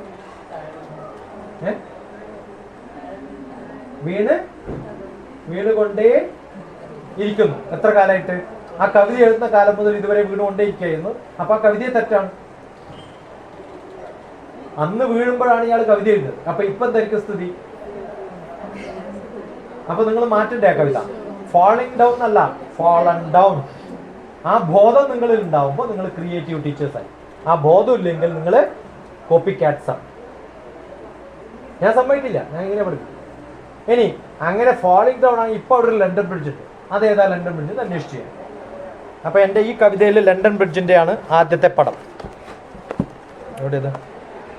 ഞാൻ ലണ്ടനിൽ പോയപ്പോൾ ആദ്യത്തെ കവിത, കാരണം ഏറ്റവും ചെറിയ പ്രായത്തിൽ പഠിക്കുന്നതാണല്ലോ. ഇതാ ലണ്ടൻ ബ്രിഡ്ജിന്റെ മുമ്പിൽ ഞാൻ നിൽക്കുന്ന പടം. ഓക്കെ. അപ്പോൾ ഇതിനകത്ത് ദ വിക്ടോറിയൻ സെലിബ്രേഷൻ, കാരണം വിക്ടോറിയ രാജ്ഞിയാണല്ലോ. Late visit. ഞാൻ ഇത്രയും കാലമായി പോയല്ലോ അവിടെ എത്താൻ. കുറേ ലേറ്റായി ഞാൻ അവിടെ എത്താൻ എന്നുള്ള ബോധത്തോടു കൂടി ഒരു കവിതയാണ്. അത് എഴുതിയപ്പോഴാണ് ലണ്ടൻ ബ്രിഡ്ജ്. ഞാൻ LKG യൂണിവേഴ്സിറ്റി ഒന്നും പഠിച്ചില്ല, പക്ഷെ എൻ്റെ മക്കളെ പഠിപ്പിക്കേണ്ടി വന്നു. ആ സമയത്തും ആ ബോധം ഉണ്ടായിരുന്നു. അപ്പോഴാണ് റിസർച്ച് നടത്തിയത്. ഈ ലണ്ടൻ ബ്രിഡ്ജ് അല്ലല്ലോ കവിതയിൽ എഴുതിയ ലണ്ടൻ ബ്രിഡ്ജ്. അങ്ങനെ എൻ്റെ ഒരു വീഡിയോ കാണാൻ നിങ്ങൾക്ക് ലണ്ടൻ ബ്രിഡ്ജ് ഡോക്ടർ TPS അടിച്ചാൽ. ആ ലണ്ടൻ ബ്രിഡ്ജ് എവിടെയാ? ഈ ലണ്ടൻ ബ്രിഡ്ജ് അല്ല, ഇപ്പോഴുള്ളതല്ല. അന്ന് കവിത എഴുതുമ്പോൾ കവി കണ്ട ലണ്ടൻ ബ്രിഡ്ജ് എവിടെയാന്ന് ഞാൻ ചോദിച്ചു തുടങ്ങി. എവിടെയാണെന്ന് അറിയാതുള്ളത്? അമേരിക്കക്കാർ അങ്ങനെ തന്നെ അത് മേടിച്ചിട്ട് അരിസോണ എന്ന് പറയുന്ന ഒരു സ്റ്റേറ്റിൽ കൊണ്ടുപോയി സ്ഥാപിച്ചു. എനിക്ക് ആഗ്രഹം ഉണ്ടായിട്ട് പോയി കാണണമെന്ന്, പക്ഷെ ഇപ്രാവശ്യം ആ സമയത്ത് പറ്റിയില്ല. അരിസോണയിൽ പോയി താമസിക്കും. അപ്പൊ ലണ്ടൻ ബ്രിഡ്ജ് നിങ്ങളുടെയൊക്കെ ധാരണ എവിടെയാണെന്നാണ്? നിങ്ങളുടെ പുസ്തകത്തിലും അതാ എഴുതിയിട്ടുള്ളത്. തെറ്റാ. അപ്പൊ നിങ്ങൾ പഠിപ്പിക്കുന്ന തെറ്റ് തന്നെ പഠിപ്പിക്കാൻ കാരണം എന്താ നിങ്ങൾ ആലോചിച്ചില്ല. അതാണ് സിലബസ്. എന്താ കാരണം? ആരോ ഉണ്ടാക്കി, ആരോ കോപ്പി ചെയ്ത്, ഏതോ BTM എത്ര കമ്മീഷൻ കിട്ടും നോക്കിയിട്ട് ആ ബുക്ക് മേടിക്കാം. എല്ലാവരും അങ്ങനെയാണ്. എല്ലാ സ്കൂളും ബുക്ക് മേടിക്കണത് ഏത് പബ്ലിഷർക്ക് മേടിക്കണം, അവരെത്ര കമ്മീഷൻ തരും, എത്ര വില കുറച്ചു. ഇപ്പോൾ വില കുറഞ്ഞ നോളജാണ് കൊടുക്കുന്നത്, അത് പോരാ. നമ്മുടെ നാട്ടിനെക്കുറിച്ച് നമ്മുടെ ചുറ്റും ചെമ്പരത്തി എത്ര തരമുണ്ട് നിങ്ങൾ ഡെയിലി കാണുന്നല്ലോ, എത്ര തരം ചെമ്പരത്തി ഉണ്ട് ചോദിച്ചിട്ടുണ്ട് ഇതുവരെ? ചോദിക്കണം. 126 തരം കണ്ടുപിടിച്ചിട്ടുണ്ട്. അതിനെപ്പറ്റി ക്ലാസ് എടുത്ത് ചെമ്പരത്തിയെക്കുറിച്ച് മാത്രം ക്ലാസ് എടുത്തിട്ടുണ്ട് കുറേ കാലം. അതിൽ 26 ഇവിടെയുണ്ട് ഈ ക്യാമ്പസിൽ മാത്രം, 26 വെറൈറ്റീസ്. അത് ബഡ് ചെയ്തിട്ട് എനിക്കൊരു 26 കൂടി ഉണ്ടാക്കാൻ വലിയ സമയമൊന്നും വേണ്ട. ഓക്കെ, ജനറ്റിക്കൽ മോഡിഫിക്കേഷൻ, ബഡ്ഡിങ്, ഇതൊക്കെ ചെയ്യാൻ പറ്റുന്നു. ഇതൊക്കെ കുട്ടികൾക്ക് കാണിച്ചു കൊടുക്കുമ്പോഴാണ് പ്രാക്ടിക്കൽ ക്ലാസ് ആണ്. ഓക്കെ, ഇവിടെ നിൽക്കുന്ന സമയത്ത് ഏതാണ് തെക്ക് ഭാഗം എന്ന് അറിയണമെങ്കിൽ 10 വാഴ നോക്കിയാൽ പറയാൻ പറ്റണം. നമ്മുടെ പഴയ ശാസ്ത്രത്തിൽ പറഞ്ഞിട്ടുണ്ട്, മരങ്ങൾക്കും വൃക്ഷങ്ങൾക്കും ചെടികൾക്കും ഒക്കെ ദിശകൾ അറിയാം. രാവിലെ സൂര്യകാന്തി ഏത് ഭാഗത്തേക്കാ? കിഴക്കോട്ട്. എങ്ങനെ സൂര്യകാന്തിക്ക് കിഴക്കതാന്ന് മനസ്സിലാവുന്നത്? ഇനി സൂര്യകാന്തിക്ക് മാത്രമേ ഈ ദിശാബോധമുള്ളൂ? അല്ല, എല്ലാ ചെടികൾക്കും ഉണ്ട്. ബഡ് ചെയ്യുന്നതിൻ്റെ റൂള് പണ്ട് പറഞ്ഞിട്ടുണ്ട് വൃക്ഷായുർവേദത്തിൽ. കിഴക്കോട്ട്, ഇപ്പം ഈ ഒരു ചെടിയില്ലേ, അതിൻ്റെ കിഴക്കോട്ടുള്ള ശാഖ ഞാൻ കട്ട് ചെയ്തിട്ട് പടിഞ്ഞാറോട്ടുള്ള ശാഖയായിട്ട് ബഡ് ചെയ്താൽ അത് ചത്തു. ബഡ് ചെയ്യുമ്പോൾ ചിലപ്പോൾ ചത്തുവും ചിലപ്പോൾ നന്നാവും. കാരണം എന്താ അറിയാം? ആ ബഡ് ചെയ്യുന്ന ശാഖ ഏത് ഭാഗത്ത്, അതിനൊരു പ്രകൃതിയുണ്ട്, അതിൻ്റെ സ്വഭാവമുണ്ട്. ആ സ്വഭാവത്തിന് നമ്മൾ മാറ്റി മറ്റിടത്തേക്ക് ഇട്ട് കഴിഞ്ഞാൽ അപ്പം ചത്തു ഇല്ലേ? ഏത് ദിശയിലാണോ അത് വളരുന്നത് ആ ദിശയിലേക്ക് ബഡ് ചെയ്താൽ, ഈ ചെമ്പരത്തിന് എനിക്ക് റോസിന്റെ കൂടെ ബഡ് ചെയ്ത് കഴിഞ്ഞാൽ അത് രണ്ടും കൂടി മിക്സ് ചെയ്തിട്ട് ഗുണം കിട്ടും. പക്ഷെ എന്ത് ചെയ്യണം? യഥാ ദിക്സ്ഥാൻ പ്രരോപയേത് എന്നൊരു സംസ്കൃത ശ്ലോകം. യഥാ, ഏത് ദിശ, ദിക്ക് ഏത് ദിക്കിലേക്കാണോ സ്ഥാനമുള്ളത്, യഥാ ദിക്സ്ഥാൻ പ്രരോപയേത്, അവിടെ മാത്രമേ അതിനെ പറിച്ച് നടാൻ പറ്റുള്ളൂ. ഈ ഒറ്റ വാക്കിൽ കംപ്ലീറ്റ് ബഡ്ഡിങ്ങിനെ കുറിച്ച് പറഞ്ഞത്. ഇതാണ് ഞാനിപ്പോൾ ഈ നോളജ് സിസ്റ്റം എന്നൊക്കെ പറയുമ്പോൾ ഇതാണ് ഭാരതീയ നോളജ്. ഇത് പഠിപ്പിക്കുന്ന ആളാണ്. അപ്പം ഇതൊക്കെ നമ്മളെ കുട്ടികളിലേക്ക് എത്തിക്കണം. അതൊന്നും ഇതുവരെ ഡോക്യുമെന്റ് ചെയ്തില്ല. അത് നിങ്ങൾക്ക് ഡോക്യുമെന്റ് ചെയ്ത് ഇന്ത്യൻ ഭാരതീയ സിസ്റ്റം ഞങ്ങൾ കുട്ടികളിലേക്ക് പഠിപ്പിക്കുന്നുണ്ട് എന്ന് പറഞ്ഞ് നിങ്ങൾ ഡോക്യുമെന്റ് ചെയ്താൽ നാളെ ഇന്ത്യയിലെ എല്ലാവരും വരും ഈ സ്ഥലത്ത് ഇത് പഠിക്കാം. അത് വരും, വേറെ എവിടെയെങ്കിലൊക്കെ വരും. ഞാൻ ചെയ്യുന്ന പല സ്ഥലത്തും അത്തരം സംഭവങ്ങൾ വരും. പക്ഷെ അത് എൻ്റെ നാട്ടിൽ വരണം എന്നുള്ളൊരു താല്പര്യം, മനസ്സിലായോ? അപ്പൊ അത് ഉണ്ടാക്കാൻ, അതിന്റെ ഭാഗമാകാൻ നിങ്ങൾ തയ്യാറാണെങ്കിൽ സപ്പോർട്ട്. ഈ ചിന്തകൾ ഉണ്ടാവണം. അപ്പൊ മനസ്സിലായില്ലേ എങ്ങനെയാ 365 ദിവസം നമുക്ക് ഫില്ല് ചെയ്യാം? എന്ത് വേണമെങ്കിലും ചെയ്യാം. ടൈലറിങ് പഠിപ്പിക്കാം. ടൈലറിങ് വെച്ചാൽ മിഷൻ അല്ല, സ്റ്റിച്ചിങ് പഠിപ്പിക്കാം. ആ സ്റ്റിച്ച് ചെയ്യാനുള്ള കഴിവ് കോൺസെൻട്രേഷൻ ആണ്, പ്രസൻസ് ഓഫ് മൈൻഡ് ആണ്. നിറങ്ങൾ പഠിപ്പിക്കാം, കളർ പഠിപ്പിക്കാം, ക്രാഫ്റ്റ് പഠിപ്പിക്കാം, ആർട്ട് പഠിപ്പിക്കാം. ഹാൻഡ് റൈറ്റിംഗ് ബ്യൂട്ടിഫുൾ ആവും. ഒരു ആഴ്ചത്തെ ട്രെയിനിങ് കൊണ്ട് നിങ്ങളുടെ ഹാൻഡ് റൈറ്റിംഗ് ബെസ്റ്റ് ആക്കാം. മനസ്സിലായി? അതുണ്ടാവും. ഇപ്പം ആ കാറ് വെച്ച പാർക്ക് ചെയ്ത ഭാഗമില്ല, കോമൺ സെൻസ് ഇല്ലാണ്ട് ചെയ്തിട്ടില്ല. ആരെങ്കിലും അങ്ങനെ കാറ് വെക്കും ഒരു ഗേറ്റിന്റെ മുമ്പിൽ? ഇത്ര സ്ഥലമുണ്ട് ഇവിടെ. ഇതൊക്കെ ഡിസിപ്ലിന്റെ ഭാഗമാണ്, അതുണ്ടാവും.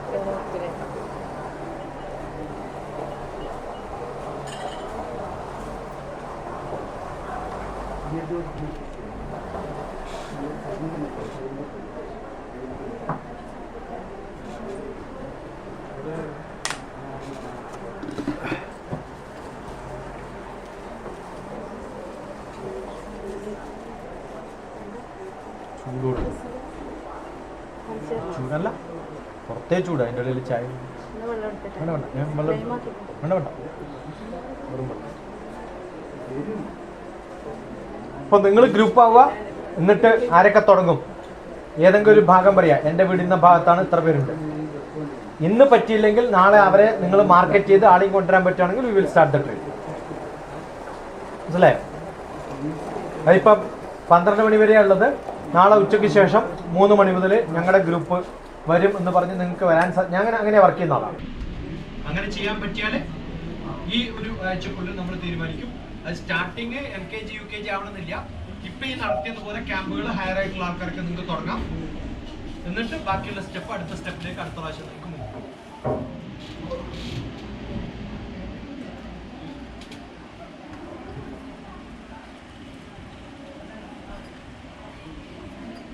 ഓക്കെ.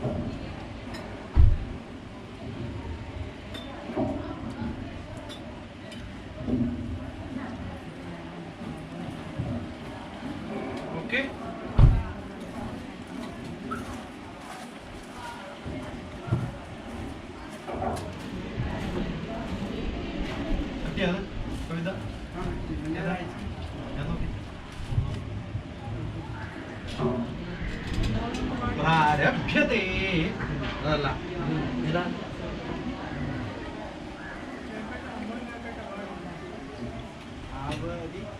ആപതി കിം കരണീയം സ്മരണീയം ചരണയുഗളമപ്പയാണ്.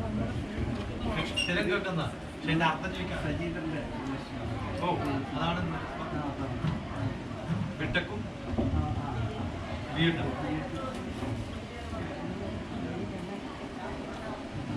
ഓക്കെ, അപ്പൊ സ്റ്റാർട്ട് യുവർ ജോബ്. എന്നിട്ട് തിരിച്ചു വന്നാൽ ഞാൻ പറഞ്ഞു എന്താ ചെയ്യും.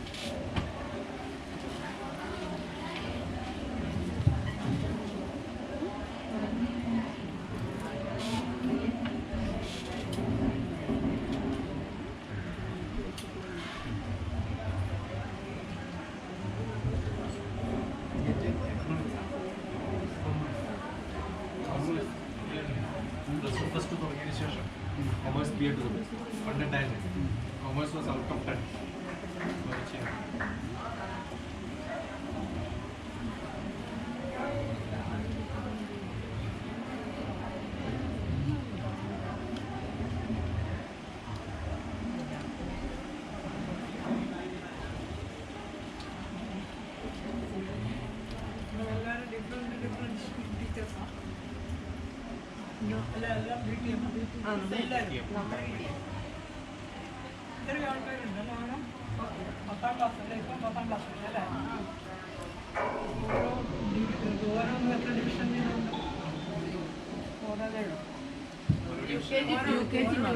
UKG 2 divisions are there.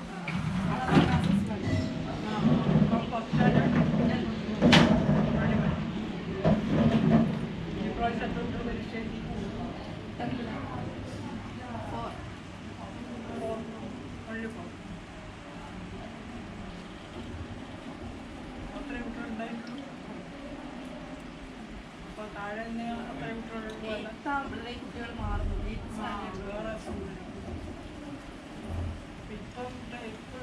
നിലവിൽ 10ലേക്ക് പോകാൻ എത്ര കുട്ടികളുണ്ട്? ഈ വർഷം 2 കുട്ടികളുള്ളൂ. നെക്സ്റ്റ് ഇയറിൽ ഇപ്പം 9th 40 സ്റ്റുഡൻസ്. ഇപ്പം 9th അവരെ ആ കുട്ടികളോട് തന്നെ 9th ഓൾറെഡി രജിസ്ട്രേഷൻ പോകാൻ പറ്റില്ല. എഴുത്തുന്നേ പറ്റും. എഴുത്തുന്ന കുട്ടികൾക്കാണ് എങ്ങോട്ട് എഴുത്തുന്ന പോകാണ്ടിരിക്കാനുള്ള വല്ല ചപ്പടി വിദ്യകൾ കണ്ടുപിടിക്കേണ്ടി വരും. അതിൽ കുട്ടികളെ സ്കൂളിൽ നമുക്ക് ചെക്കിയാൽ പുറത്തേക്ക് വിടാൻ പാടില്ല. അത് നമ്മുടെ കയ്യിൽ തന്നെ വേണം.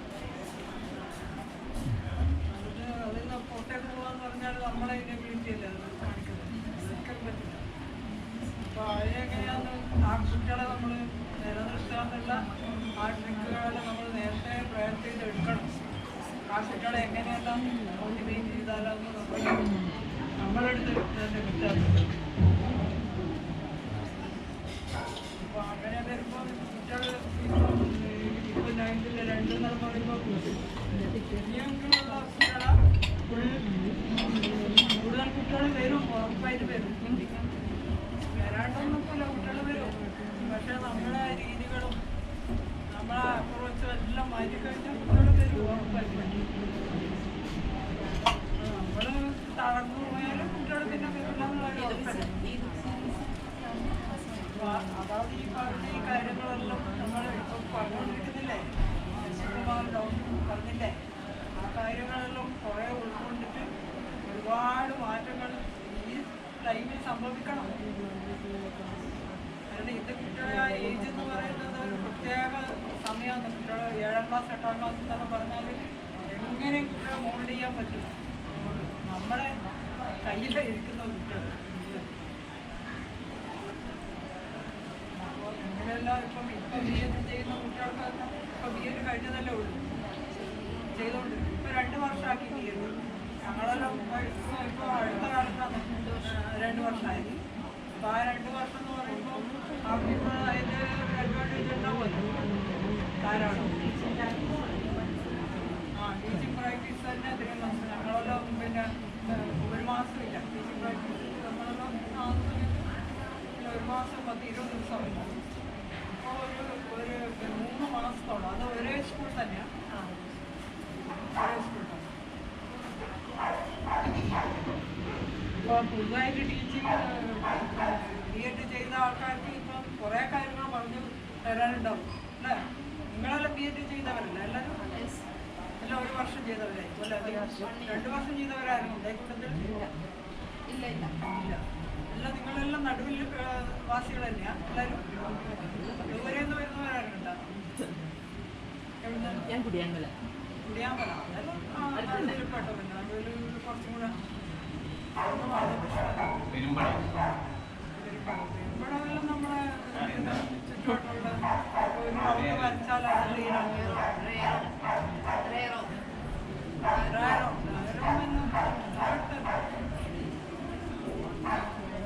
അപ്പോൾ നമ്മളെ മെത്തേഡുകളിൽ മാറ്റേണ്ട കാലം കഴിഞ്ഞു.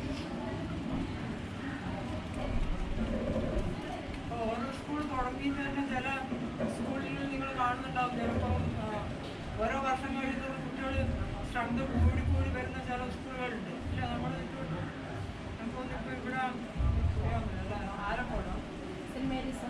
അതെ, സെന്റ് മേരീസ്. അവിടെയെല്ലാം കുട്ടികൾ കുറഞ്ഞു പോകുന്നില്ലല്ലോ? ഇല്ല, എല്ലാ വർഷവും കൂടുതലായിരിക്കും അവിടെ. പിന്നെ കുടിയാമ്പല എങ്ങനെയാണെന്ന് എനിക്കറിയില്ല. കുടിയാമ്പല ഹോളി ക്രോസ് അവിടെ അങ്ങനെ ഇല്ല, കുറയുന്നില്ലല്ലോ. അവിടെ പറയാൻ മാത്രമില്ല. കുടിയാമ്പല പറയാൻ മാത്രമില്ല. Saint Mary's Alakode Saint Mary's അല്ല. അപ്പോൾ എന്തുകൊണ്ട് അവിടെ കുട്ടികൾ പോകുന്നില്ല? അവിടെ കുട്ടികളൊന്നും പോകുന്നില്ലല്ലോ. വീണ്ടും വരുന്നല്ലേ ഉള്ളൂ. ഇവിടെ നല്ല കുട്ടികൾ പോകുന്നുണ്ടായിരുന്നു. കുട്ടികൾ അങ്ങോട്ട് പോകുന്നുണ്ടായിരുന്നു. 4 ഡിവിഷനുണ്ട്. ഇപ്പോഴും പോകുന്നുണ്ട് തോന്നുന്നു. നമ്മൾക്ക് പൊട്ടൻഷ്യൽ ഇല്ലാഞ്ഞിട്ടല്ല, നമ്മുടെ അടുത്തുണ്ട് സംഗതി, നമ്മുടെ അടുത്തുണ്ട്. പക്ഷെ നമ്മൾ വേണ്ട വിധം പുതുതായിട്ട് ചെയ്യുന്ന ആൾക്കാർക്ക് പറയാനുണ്ടാവും കുറെ കാര്യങ്ങൾ.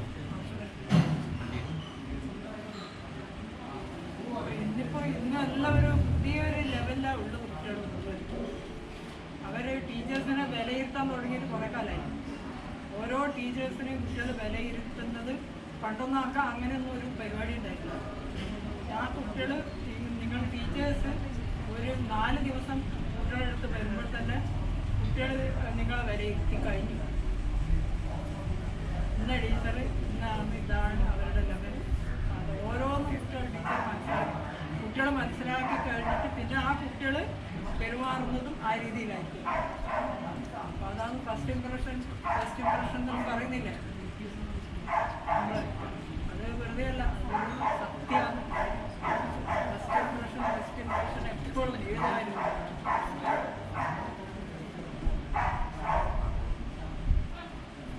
അപ്പോൾ ഇപ്പോൾ നമ്മൾ പഠിപ്പിച്ച കുട്ടികൾ തന്നെയായിരിക്കും ഈ BTMലുള്ള കുട്ടികൾ. ഇപ്പോൾ ടീച്ചേഴ്സും പ്രിൻസിപ്പളും പുറത്തുനിന്ന് വരുന്നുണ്ടാവും. പക്ഷേ ടീച്ചേഴ്സെല്ലാം മിക്കവാറും നടുവിലെല്ലാം പഠിച്ച കുട്ടികൾ തന്നെയായിരിക്കും ഇത് ഉണ്ടാവും.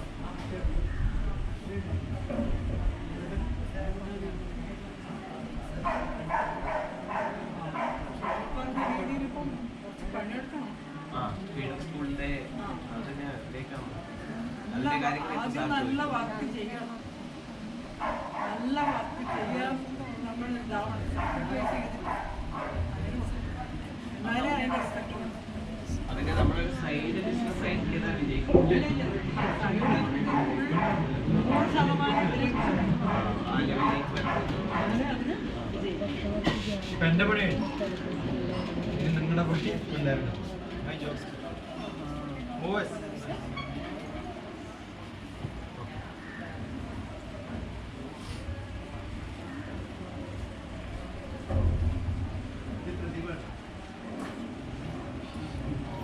ഇന്നലെ മെസ്സേജ് കണ്ടു ഞാൻ, പക്ഷെ ആ സമയത്തേക്ക് ഞാൻ മറുപടി അയച്ചില്ല. ഇന്നലെ സജ്ജി ഉണ്ടായിരുന്നത് കുറേ സമയം അവിടെ ആയിരുന്നു. അതുകൊണ്ടാണ് ആ സമയത്ത് എൻ്റെ മെസ്സേജ് കുറച്ച് ഡിലേ ആയത്. ജീവ് വരുന്നുണ്ട്.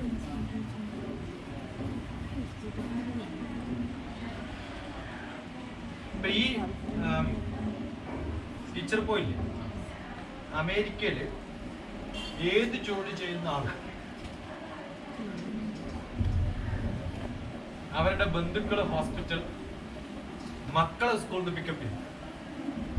മക്കളെ ഇപ്പൊ ഞാനിപ്പോ ഒരു കമ്പനിയിലാണ് വർക്ക് ചെയ്യണം, ശാന്തേച്ചാണ് എൻ്റെ ബോസ്.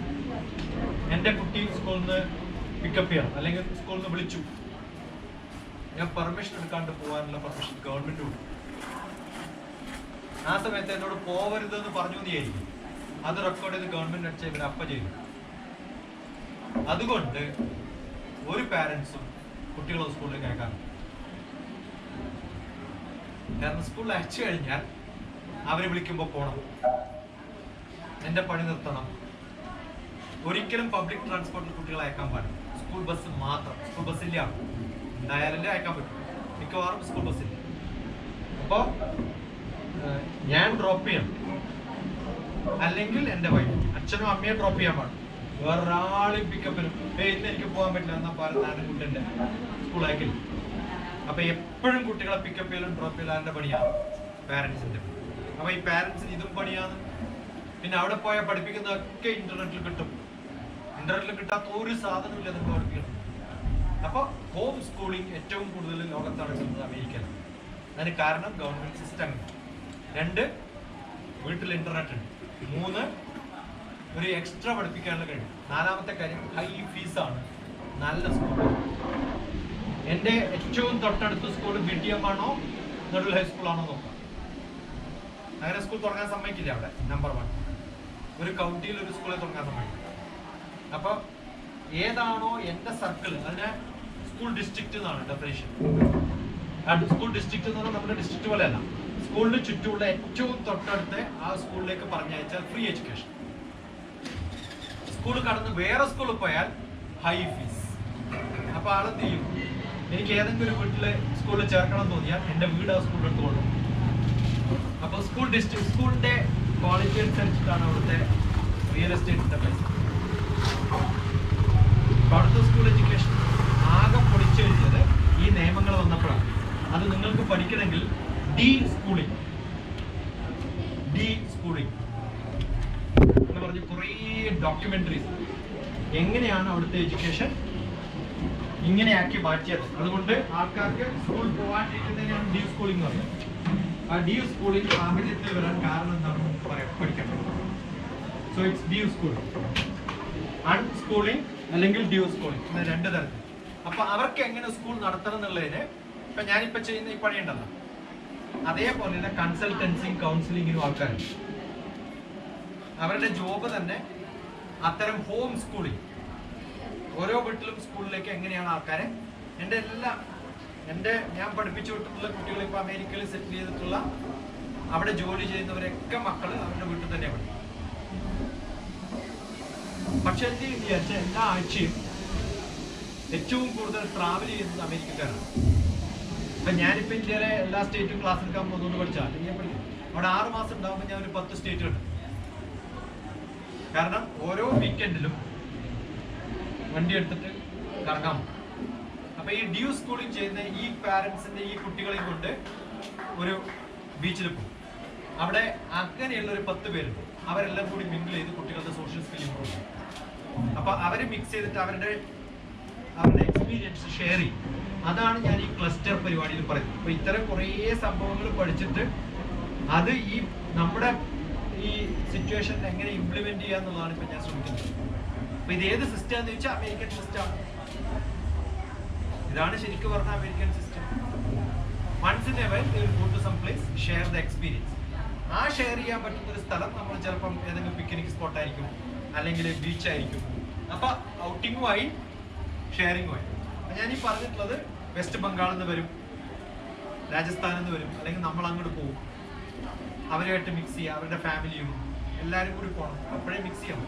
അത് ഒരു നാച്ചുറൽ ഗാദറിംഗ് ആണ്. So such a natural gathering also should have, then only it improves.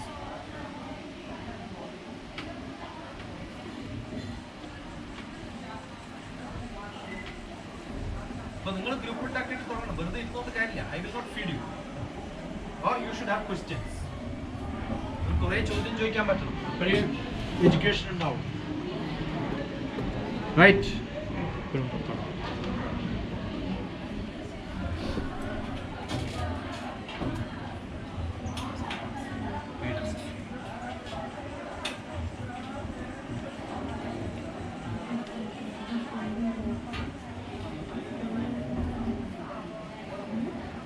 എൻ്റെ ഒരു ബുക്കുണ്ട്, അഡാപ്റ്റീവ് ലേണിംഗ് എന്നാണ് ബുക്കിന്റെ പേര്. അത് എഡ്യൂക്കേഷനിൽ ഞാൻ എഴുതിയ ബുക്കാണ്. B.Ed M.Ed സെന്ററിന്റെ ഡയറക്ടറായിരുന്ന നസീമയുടെ കൂടിയാണ്. ഇതൊക്കെ എൻ്റെ വെബ്സൈറ്റിൽ ഡൗൺലോഡബിൾ ആണ്, ഫ്രീ ആയിട്ട് അവൈലബിൾ ആണ്. അഡാപ്റ്റീവ് ലേണിംഗ്, എങ്ങനെ നമ്മൾ സിറ്റുവേഷനെ അഡാപ്റ്റ് ചെയ്തിട്ട് പഠിപ്പിക്കാം. അതാണ് B.Ed-ലൊക്കെ നമ്മൾ പഠിപ്പിക്കുന്നത്. B.Ed-ന്റെ ഫുൾ സിലബസ് ഞാൻ പഠിപ്പിച്ചത്. B.Ed psychology, levels of learning, അതൊക്കെ അതിനകത്ത് എക്സ്പ്ലെയിൻ ചെയ്തു. ക്ലാസ് റൂം അറേഞ്ച്മെന്റ്, നിങ്ങളുടെയൊക്കെ nursery class room arrangement is actually bad. കാരണം കുട്ടികൾ നിലത്ത് ഇരിക്കുമല്ലേ, ഈ ചെയറിലല്ലേ ഇരിക്കുക. അവർ ഏത് ഹൈറ്റിലാണ് നോക്കുക? നിങ്ങൾ നിന്ന് കഴിഞ്ഞാൽ നിങ്ങളുടെ ഏത് ഭാഗം അവർ കാണും? ഒരു കുട്ടിക്കും ഇങ്ങനെ നോക്കാൻ പറ്റില്ല. ശരിക്കും മണ്ടത്തര. Arrangement itself is bad. അപ്പം ആ കുട്ടി ഇരിക്കുമ്പോൾ ആ ലെവലിലുള്ള ഒരു കുട്ടി ഏത് ഹൈറ്റ് വരെ ഉണ്ടാവും? 2-2.5 ഫീറ്റിലധികം ഉണ്ടാവില്ല ആ കുട്ടി. 2.5 ഫീറ്റിൽ നിങ്ങളുടെ ഈ ഭാഗം കാണും. അത് സ്ഥിരം കണ്ട് ബോറടിച്ചിട്ടുണ്ടാവും.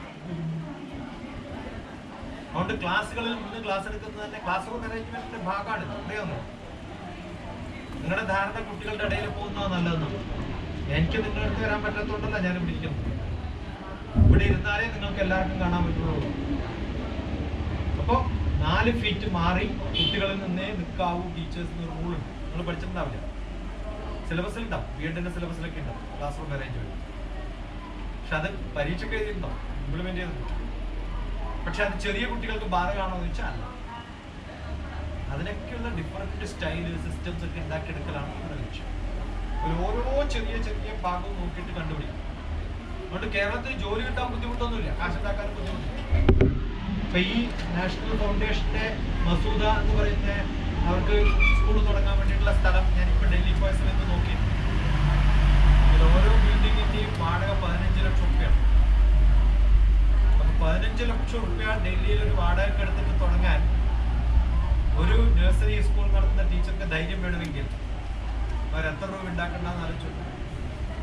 അപ്പൊ അവർക്ക് കിട്ടാൻ പോകുന്ന ഫണ്ടിങ് 10 crores ആണ്. സ്കൂൾ നടത്താൻ വേണ്ടിയിട്ട് ഫണ്ട് ചെയ്യാൻ വേണ്ടി ആൾക്കാർ വന്നിട്ട് പുറത്തുനിന്ന്. എന്തുകൊണ്ടാണ്? അവർക്കറിയാം ഈ സിസ്റ്റം വർക്ക് ചെയ്യും. ഡൽഹിയിൽ ഞങ്ങൾ പുതിയതായിട്ട് ദ്വാരക എന്ന് പറയുന്ന സ്ഥലം, ഡൽഹിയിൽ ഏറ്റവും റിച്ച് ആയിട്ടുള്ള സ്ഥലമാണ് ദ്വാരക. ആ ദ്വാരകയിൽ ഇപ്പോൾ ഇസ്കോണിന്റെ ഒരു ക്ഷേത്രം വരുന്നു. അതിന്റെ നേരെ ഓപ്പോസിറ്റുള്ള ഒരു ബിൽഡിംഗ് ഞാൻ പോയി കണ്ടിരുന്നു. അവരുടെ ബിൽഡിംഗ് എല്ലാം പോയി നോക്കി ഞാൻ കഴിഞ്ഞ പ്രാവശ്യം. ആ ദ്വാരകയിലെ ആ ബിൽഡിങ്ങിന് 15 ലക്ഷം റുപ്യ വന്നു, 3 ഫ്ലോർ. അത്രയും ബിസിനസ് ഡെവലപ്പ് ചെയ്യാൻ പറ്റും. പക്ഷെ you should have that strength and confidence ഉണ്ടാവും. Then you can make business. Masooda എന്ന് പറയുന്നത് ഞാൻ ഓൺലൈൻ സംസാരിക്കുന്ന സമയത്ത് ഷറഫുണ്ടായിരുന്നു.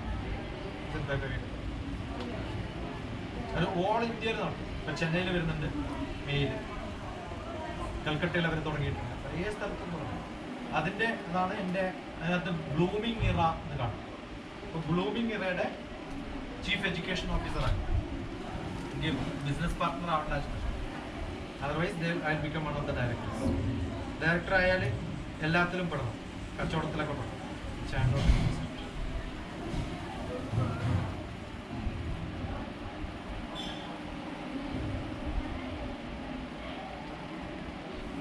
അപ്പൊ നിങ്ങൾ മാറണം.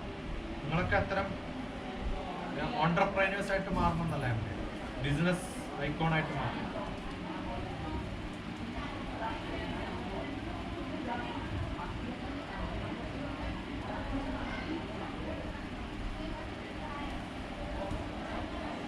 പതിനൊന്നരയായി, 10:15 1 മണിക്കൂർ കഴിഞ്ഞു.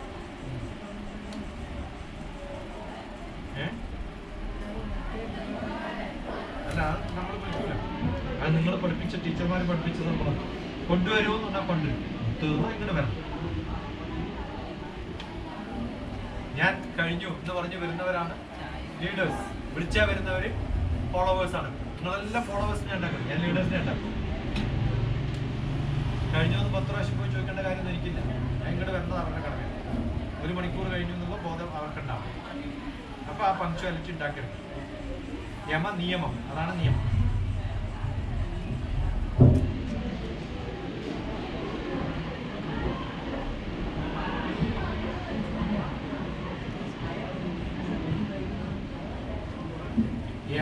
നിയമ ആസന പ്രാണായാമ പ്രത്യാഹാര ധാരണ ധ്യാന സമാധി. അപ്പോഴേ യോഗ പഠിക്കും.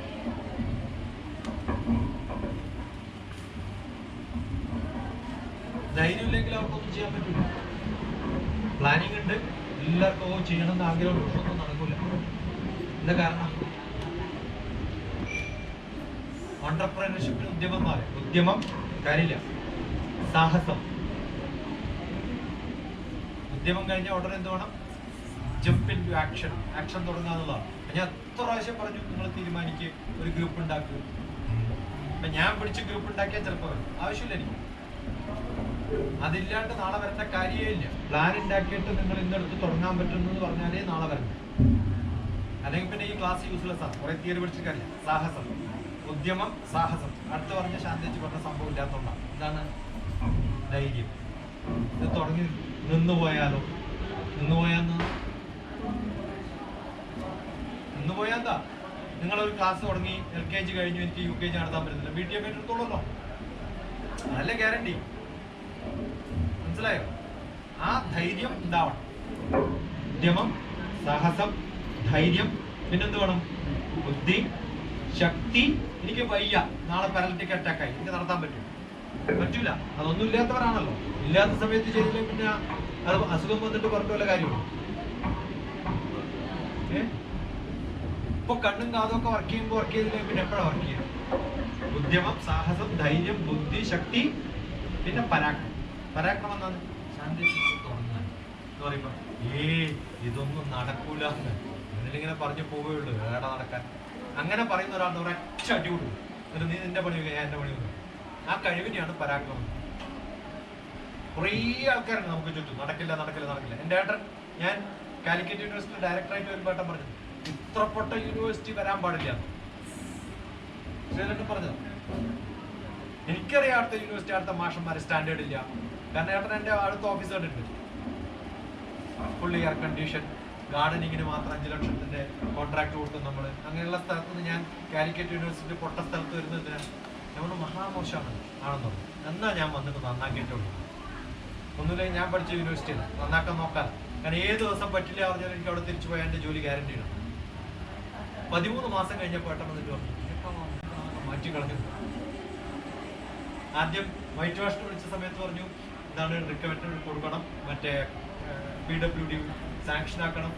ഞാനിത് ആകെ വൈറ്റ് വാഷിന് എത്ര വേണം? 30,000 ചെയ്തോ, ഞാൻ കൂലി തരാം, എൻ്റെ ശമ്പളത്തിൽ ഞാൻ തരാം. ആദ്യമായിട്ട് അങ്ങനെ ഒരാളെ കാണാം. അത് ചെയ്യോ? ഡൽഹിയിൽ പോയ സമയത്ത് കംപ്ലീറ്റ് ഫ്ലോറിങ് മഹാമോശം, ജനലിനൊന്നും കർട്ടൻ ഇല്ല. നമ്മൾ ഇതൊക്കെ മാറ്റി. ഇപ്പൊ റിക്വയർമെന്റ് കൊടുത്താൽ ഒരു 6 മാസം കഴിയുമ്പോഴേ ആവുള്ളൂ. ഡൽഹിയിൽ ഗവൺമെന്റ് അങ്ങനെയാണ്. ഞാൻ പറഞ്ഞു ഏതൊക്കെ ഓഫീസുകളിൽ പോകണമെന്നുള്ള ലിസ്റ്റ് ഉണ്ടാക്കി നാളെ മുതൽ വരാം. കാരണം അവിടെ പോലീസ് ഡിപ്പാർട്ട്മെന്റ് ആണ്. നമുക്കൊരു ഡ്രൈവർ ഉണ്ട്, ഒരു BA ഉണ്ട്, കാറുണ്ട്. എവിടെ പോകണമെങ്കിൽ പോകാൻ ചോദിക്കില്ല. നമ്മളെടുക്കും. ഓരോ സ്ഥലത്തും പോയിട്ട് ഒപ്പിടിപ്പിക്കും. അടുത്തോട്ടും ഒപ്പിടിപ്പിക്കും. 6 മാസം കൊണ്ട് നടക്കുന്ന 1/2 ദിവസം കൊണ്ട് ഞാൻ നോക്കും. പിറ്റേ ദിവസം പറയും വേണം വിചാരിച്ച എന്ത് വേണം? ഉദ്യമം, ഉറക്കെ പോരാ. ഉദ്യമം, സാഹസം, ധൈര്യം, ബുദ്ധി, ശക്തി, പരാക്രമം. ഷഠേതേ എത്ര വർത്തന്തേ ദൈവം തത്ര പ്രകാശേത്. ഈ 6 ക്വാളിറ്റി എവിടെയുണ്ടോ അവിടെ മാത്രമേ ഭഗവാൻ വരുള്ളൂ. അതല്ലാണ്ട് ആ ദേവി ക്ഷേത്രത്തിൽ പോയിട്ട് ഭഗവാനെ എന്നെ രക്ഷിക്കണമെന്ന് പറഞ്ഞാൽ അവർ പറയും ഇങ്ങനെ കുറെ ആളെ നമ്മൾ കണ്ടിട്ട് പണി നോക്കാം. ഞാൻ പറഞ്ഞാൽ ഇതും ഭഗവാൻ പറഞ്ഞതാണ്. ചതുർവിധേ ഭജന്തേ മാം. 4 തരത്തിലുള്ള ആൾക്കാർ എൻ്റെ അടുത്ത് ഭജിക്കാൻ വരാറുണ്ട്. ഭഗവാൻ പറഞ്ഞിരിക്കുന്നു 4 തരത്തിലുള്ള ആൾക്കാർ വരുന്നുണ്ട്. ആരാണ്? ആർത്തോ, കരഞ്ഞോണ്ട് വരുന്നവര് പറയുന്നല്ലാണ്ട് ഒരു സഹായം ഭഗവാൻ ചെയ്യില്ല. അർത്ഥവും. രണ്ടാമത് വരും ജിജ്ഞാസും. അമ്പലത്തിൽ പോകുന്നത് ഭഗവാനെ കാണാനല്ല, ആരൊക്കെ വന്നു എന്ന് കാണാൻ പോകുന്ന കുറെ ആൾക്കാരുണ്ട്, അല്ലെങ്കിൽ ആരെങ്കിലും വരുന്നു എന്ന് പ്രതീക്ഷിച്ച് കാണാൻ പോകുന്നവർ കുറെ പേരുണ്ട്. ഉത്സവത്തിനൊക്കെ അങ്ങനെയാണ്. ഞാൻ ഏതോ ഒരു പ്രാവശ്യം ഉത്സവത്തിന് വന്നപ്പോൾ ഞാൻ ഒരു കവിത എഴുതി. ഞാൻ ചെറുപ്പത്തെ കണ്ട അതേ തണുപ്പ് നിർത്താം, ഒരു സ്റ്റെപ്പിനും ഒരു മാറ്റമില്ല, ഒരു കൊട്ടിനും ഒരു മാറ്റമില്ല. അപ്പൊ ഞാൻ അവിടെ എന്തിനാ പോണേ?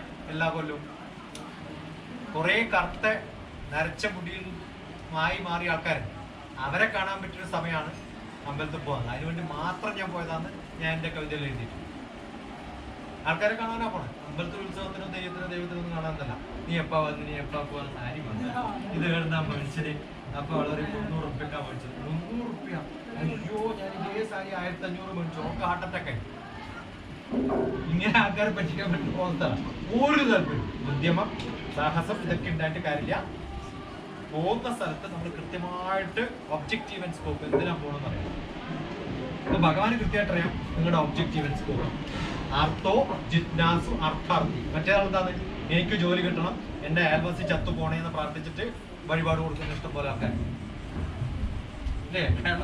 ഞാൻ ജയിക്കണം എന്ന് പറഞ്ഞാൽ എനിക്ക് എന്റെ മോന് ഫസ്റ്റ് റാങ്ക് കിട്ടണം എന്ന് പറഞ്ഞാൽ അർത്ഥം എന്താണ്? ബാക്കി എല്ലാവർക്കും ശത്രുനാശം എന്ന് പറഞ്ഞിട്ട് തന്നെ, ശത്രുനാശം അല്ല, അത് തെറ്റി പറഞ്ഞതാണ്, ശത്രുതാ ബുദ്ധി നശിക്കണേന്നാണ്. ശത്രുനാശ പൂജ എന്ന് പറഞ്ഞാൽ പൂജാരിയോട് ചോദിക്കണം എന്റെ അർത്ഥം എന്താണ്. ശത്രു പൂജയല്ല. ശത്രു ശാന്തേച്ചന്റെ ശത്രുവാണെന്ന് ശാന്തേച്ചന്റെ ശത്രുവായതുകൊണ്ടല്ല, ശാന്തേച്ച് ശത്രുവാണെന്നുള്ള ചിന്ത എന്നിലുള്ളതുകൊണ്ടാണ്. അപ്പൊ എന്റെ ചിന്തകളെ നശിപ്പിക്കാനാണ് പൂജ ചെയ്യുന്നത്. ഓക്കെ, ആ ശത്രുതാ ബുദ്ധി ഇല്ലാണ്ടാക്കാൻ.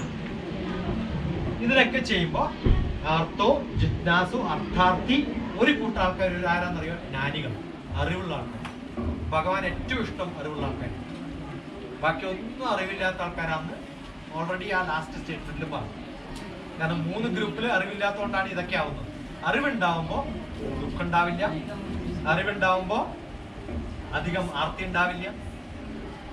റൈറ്റ്? ആർത്തി കൂടുമ്പോഴാണ് ആർത്തോന്നാവുന്നത്, ആഗ്രഹം കൂടുമ്പോഴാണ് ദുഃഖം കൂടുന്നത്. ഇതൊക്കെയാണ് നമുക്ക് അത്യാവശ്യം. റൈറ്റ്? കഴിഞ്ഞോ?